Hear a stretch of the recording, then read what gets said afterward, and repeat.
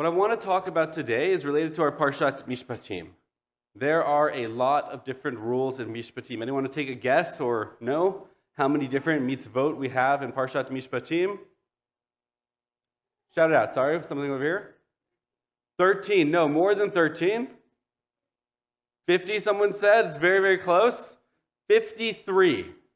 There are 53 mitzvot in Parshat Mishpatim. And the rabbis have all sorts of different ways of dividing mitzvot up.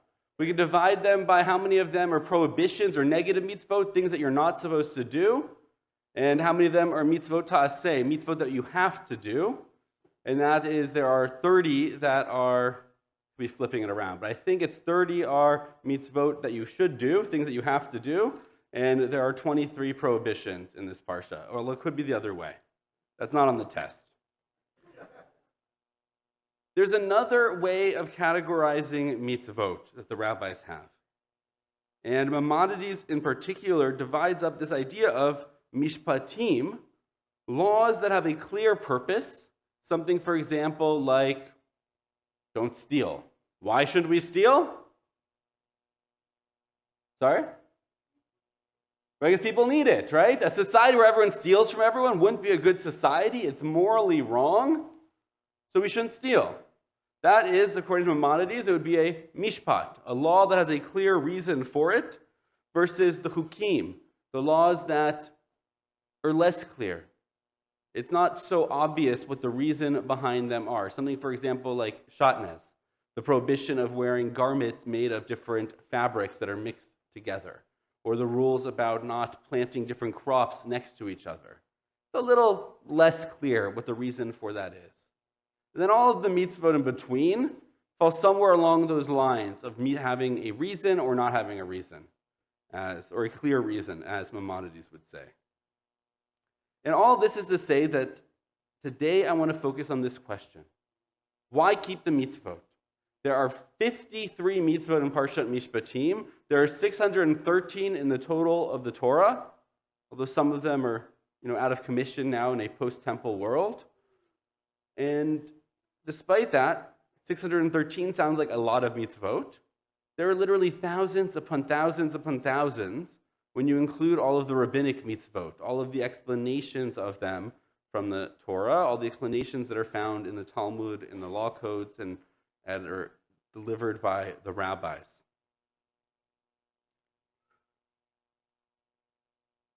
So the question is, what is the purpose of mitzvot? In philosophy, it's a question of the telos, or teleology. What is the purpose? What is the benefit? What is the reason for something?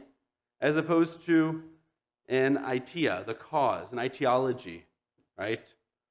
We know those old stories we heard maybe as children, right? How did the giraffe get its long neck and it got stuck under something and they pulled and it got stretched out, right? That's an etiological story, an explanation of why something came to be. Right? Maybe in psychology, we think of Freud as etiological in his thinking. Right? Why are we the way we are? What is our source of our neuroses and our other issues? Right? Something unresolved with our mother or father or something that happened to us in the past. Versus a teleological reason, the telos of something, is the purpose for it, the goal, the ultimate end of it. And that, for example, maybe in psychology would be like evolutionary psychology. When they talk about this trait or that trait is an adaptive for a purpose. We didn't develop because of something that happened to us in the past. We developed it for our survival in the future because it helps us to build relationships with others, or it helps to protect ourselves from whatever it is that's going on. And so the rabbis talk in the same terms when it comes to the mitzvot. There are some mitzvot that have a purpose, right? There's a goal that comes from them. What's an example? Can anyone think of a mitzvah like that has a purpose that we do for a reason? It has a goal, something that's supposed to result from that mitzvah, a benefit for us or society or whatever it is. Tzedakah, that's a great one, right? Tzedakah is a mitzvah that has a purpose. It's to help create a just society. What's a mitzvah we do to remember something?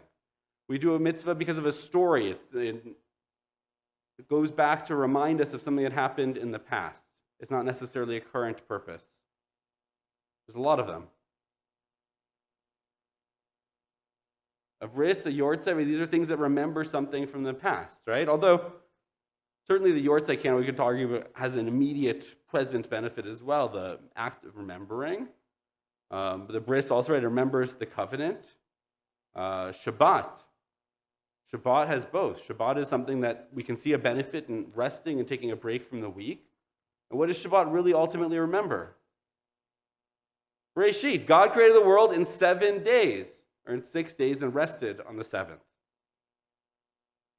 So all of this is to come to, I want to examine a few different philosophies on the mitzvot and why to keep them.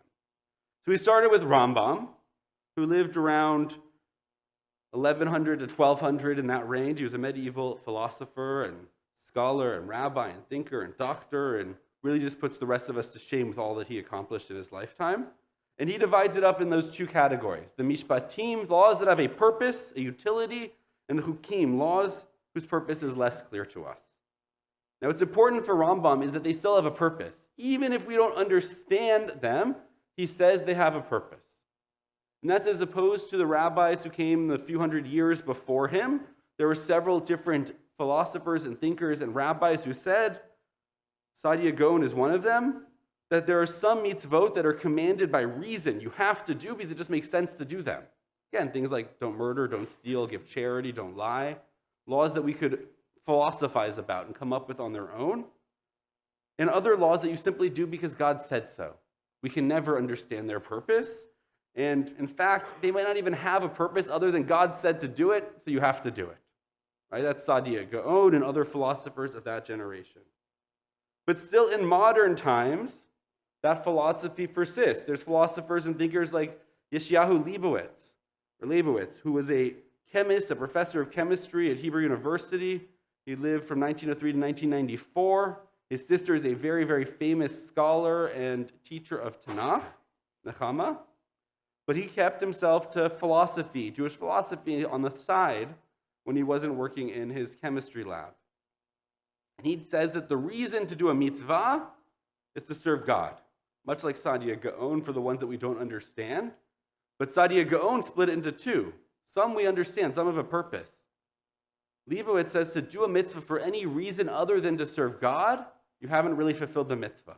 So if you give tzedakah because it's a good thing to do, because it helps create a just society, it helps to care for people that need something, according to him, you haven't really given tzedakah. You give tzedakah because God commanded you to give 10% of what comes to you to somebody else.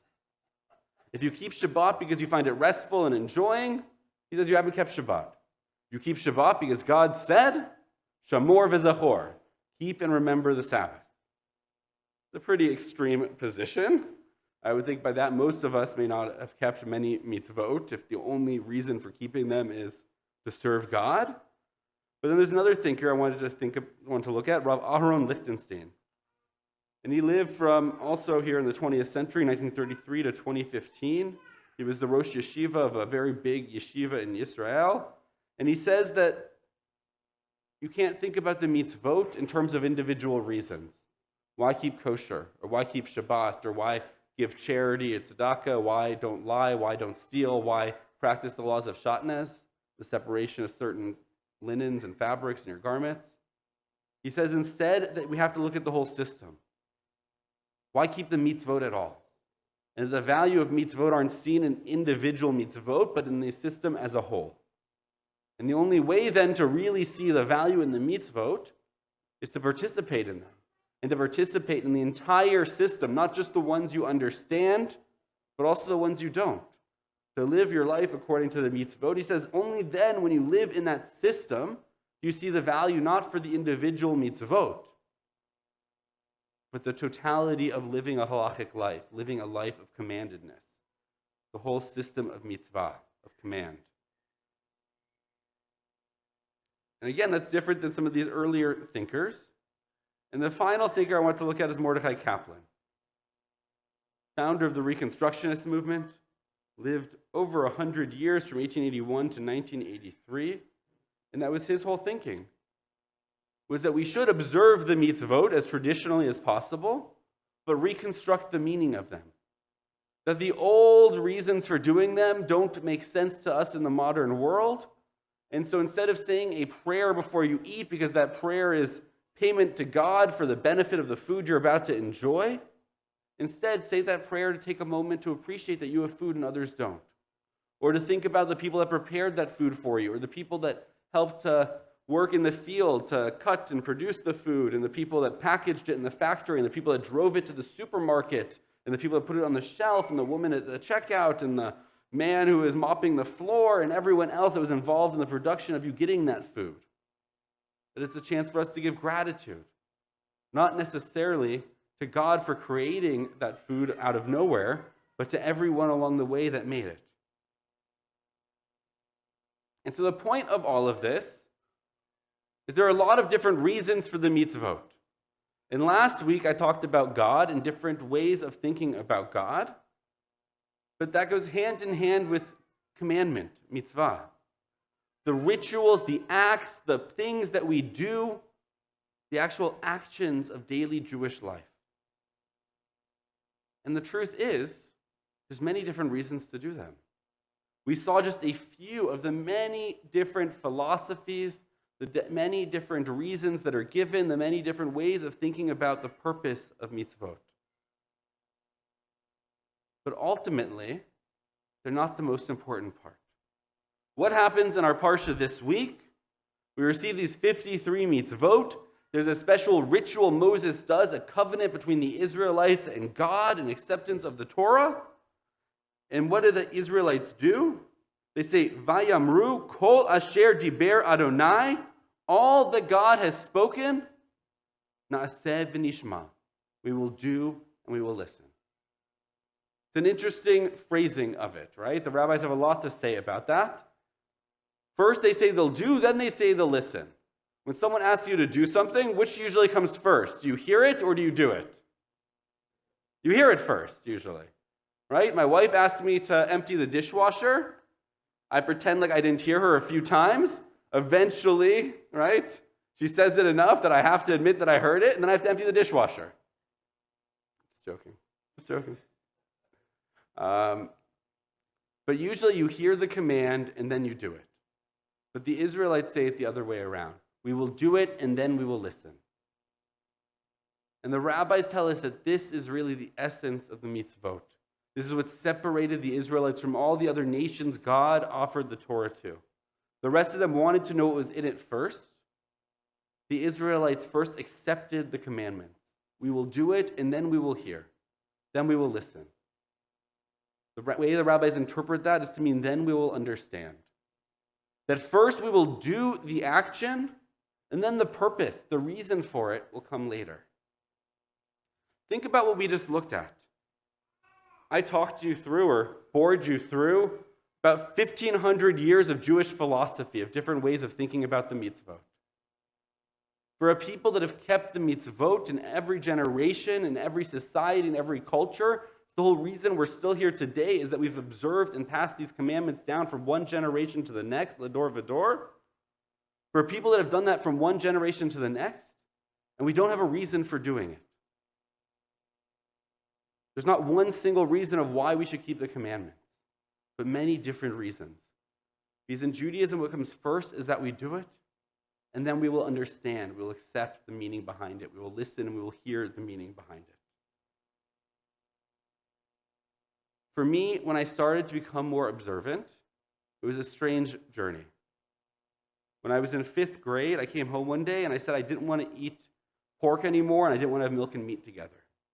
And slowly over time, I added more and more to that. And what that's to say is I grew up in a family that didn't keep kosher.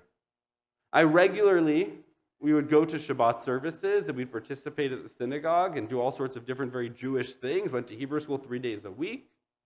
Shabbat dinners. But my family would often go out to lunch to avoid the rush at Kiddush afterwards. And if it was my week to choose, when I was a kid, my favorite restaurant, which I thought was really fancy back then, was the Red Lobster. Now, to be fair, I just liked the rolls. I didn't have a palate for shellfish so much at the time. Maybe popcorn shrimp, right? Breaded and deep fried, but that was the extent of it. But I came home one day and I said I didn't want to eat this stuff anymore. And I can tell you the reason for that. It was twofold. One was a sermon that my rabbi gave, which I really don't remember anything from the sermon, whatever his message was, but that he told a story about how when he was younger having a pepperoni pizza with his brother. And it was the first time it ever occurred to me that there were people that didn't keep kosher and later did. Because I knew the rabbi didn't eat pepperoni pizza now, and it was the first time I ever imagined that the rabbi may have grown up like me eating pepperoni pizza. Although I had a very simple palate, so I was the cheese pizza, my sister liked the veggie one, and my brother was the pepperoni one when we were kids. But it wasn't a kashrut issue for me until later. So it was the first time I ever understood that there are people really that can move from one to the next. And the other part of it was that we learned about the Shoah in Hebrew school. We were reading a journal about somebody who is hiding in the forest. They hadn't eaten in several days, and they came across something that was totally treif, and they refused to eat it. They held on to it for another few days before they finally gave in to eat it for their survival. And I remember thinking to myself, if it was so important to them to not eat pork, when it's so easy for me to not eat pork, why shouldn't I do it for them? Out of respect and memory and honor of them, that generation. And that was for me the initial reason for wanting to keep the mitzvot. Later on, there were other reasons that came into it. At what point in my life and in my theology, I believe very much in the importance of mitzvot because of a very personal God that was watching me, keeping track of which mitzvot I observed or didn't observe. At another time in my life, I kept mitzvot for a very important reason, being the connection I felt not to Jews of the past, but to Jews of the present around the world. That these are the rituals that bind us together. When I meet with or I see someone from another community, from anywhere in the world, I know we have this common practice and this source of connection and closeness from observing the mitzvot. There's a time in my life that I did the mitzvot for the reasons Mordechai Kaplan said, of reconstructing them, of finding new meaning in them. And there's a time in my life where I did the mitzvot simply because God said so, whether I understood them or not. And the truth is, I do the mitzvot for a variety of these reasons today. And it mixes and it changes. But the final thing I want us to think about is this idea of na'aseh v'nishma. We do and then we will understand. One of the things I've found in my life through mitzvot is that oftentimes the ones when I was growing up and becoming more observant that I put off taking on because I didn't understand the reason behind them, it was only later when I finally ran out of other mitzvot to take on and I took them on and I practiced them that I really started to find the meaning and the understanding in them. We think of anything that we do in life, you can't exercise one time and go to the gym and see results. You can't go on a diet and skip a meal and expect that your pants are going to feel any looser or your body's going to be more toned or anything else like that. You don't go to one music class and then all of a sudden say you can play guitar or piano or anything of the sort. And who's ever done mindfulness or meditation? You don't just sit down once. You find the benefit from sometimes not just weeks of practice and intentionality, but months and years. And it's the same way with mitzvot. It takes doing them regularly. Na'aseh v'nishma. We will do and we will understand. It takes the act and the ritual becoming a part of your life before it begins to take on meaning. And so what I want to suggest this Shabbat for each of us is there are a lot of mitzvot. 53 in our Parsha, 613 in the Torah, thousands and thousands of more rabbinic mitzvot. That maybe this Shabbat we think of a mitzvah that we don't do right now. It doesn't have to be the hardest, the most difficult one to take on, but it shouldn't be something easy that wouldn't impact our life in any way. But we think of a mitzvah we could add to our practice. It'd be a small step and give it a try. Maybe it's doing the blessing of children on Friday nights. Maybe it's taking a moment in the morning to say, Moda ani, thank you for a new day, and being grateful for what we have in our lives. Maybe it's taking a moment every Saturday night to prepare ourselves for the week to come. Whatever that mitzvah is for you, to take it on and give it a try.